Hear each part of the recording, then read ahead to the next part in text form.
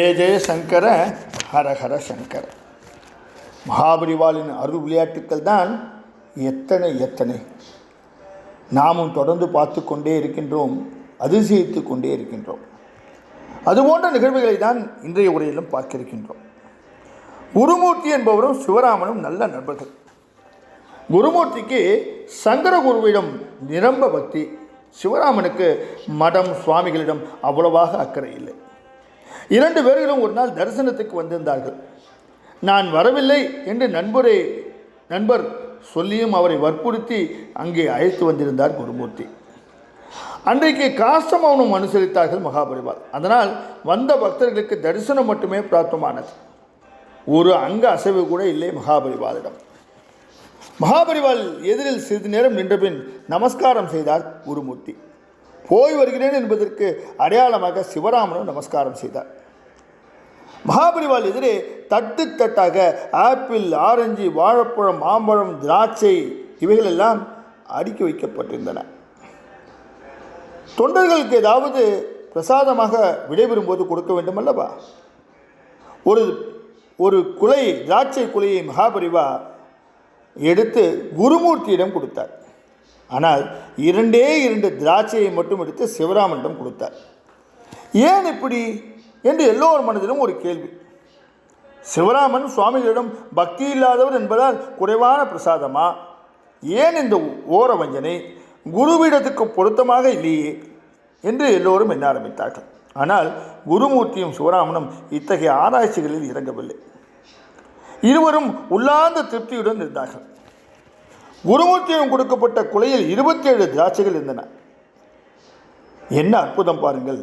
அவருடன் பிறந்தவர்கள் 4 பேர்கள், சம்சாரங்கள், குழந்தைகள், மொத்தமாக 27 பேர்கள். சிவராமன் குடும்பத்தில் அவரும் அவருடைய மனைவியும் மட்டுமே. அதனால் 2 திராட்சைகள். எப்பேற்பட்ட ஞானி மகாபரிவாள் என்பதை பாருங்களேன். அது முதல் மகாபரிவா பக்தியில் குருமூர்த்தியை மிஞ்சிவிட்டார் சிவராமன். மற்றொரு நிகழ்ச்சியில் செல்லையா முதலியார் தமிழருக்கு குழந்தைகள் கிடையாது. மகாபரிவாரிடம் வந்து பிரார்த்தித்து கொண்டார்கள். 2 பேரும் பிரதோஷம் விரதம் இருங்கோ, அன்றைக்கி சாயரச்ச சிவதர்சனம் பண்ணிவிட்டு பலகாரம் பண்ணலாம். சுவாமி அபிஷேகத்துக்கு ஒரு குடம் நிறைய பால் கொடுக்கணும்.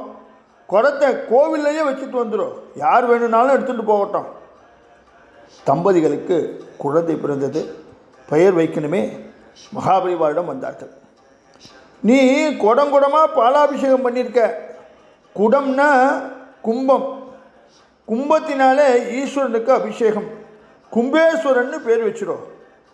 முதலியார் தம்பதிகள் ஆட்சேபிக்கவில்லை. எங்கள் குடும்பத்தில் இந்த பெயர் சூட்டுவது வழக்கமில்லை என்று முணுமுணுக்க கூட இல்லை.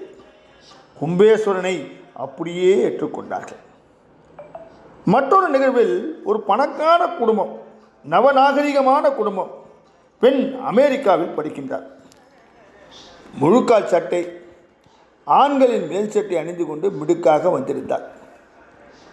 பக்கத்திலேயே ஒரு சாமானிய குடும்ப பெண் பாவாடை சட்டை, தாவணி என்று தென்னாட்டு பாரம்பரிய உடை.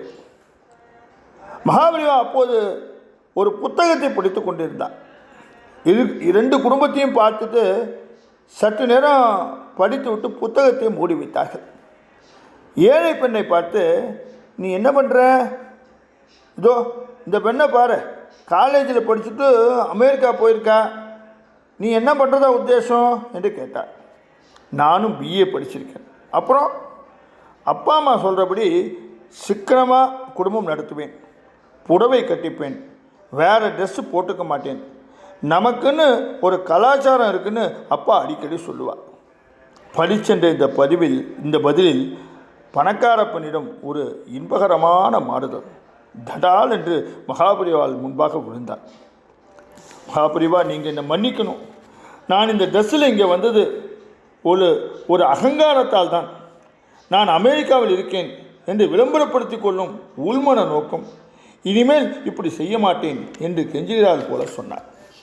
மகாபரிவாள் சொன்னார்கள், மேல்நாட்டுக்காரெல்லாம் எவ்வளவோ வாழ்க்கை நிறைய நல்ல விஷயம்லாம் இருக்குது, அதெல்லாம் நம்ம எடுத்துக்கணும். எஸ்கியூஸ் மீ என்கின்றார்கள், தேங்க்ஸ் என்கின்றார்கள், நம்ம இந்த மாதிரி நல்ல விஷயங்களெல்லாம் நம்ம எடுத்துக்கணும். இதெல்லாம் போற்றத்தக்க பண்பாடு. இதை விட்டுட்டு கேவலம் ட்ரெஸ்ஸை மட்டும் காப்பி அடிக்கிறோம். நமது கலாச்சாரப்படி ட்ரெஸ் பண்ணிக்கணும். இல்லைன்னா நாளடைவில் நமது பண்பாடுகள் எல்லாமே அதோட அஸ்திவாரமே போயிடும். இந்த உபதேசம் அந்த பெண்ணுக்கு மட்டுமல்ல, நம் எல்லோருக்கும் தானே. ஜெய ஜெய சங்கர, ஹர ஹர சங்கர.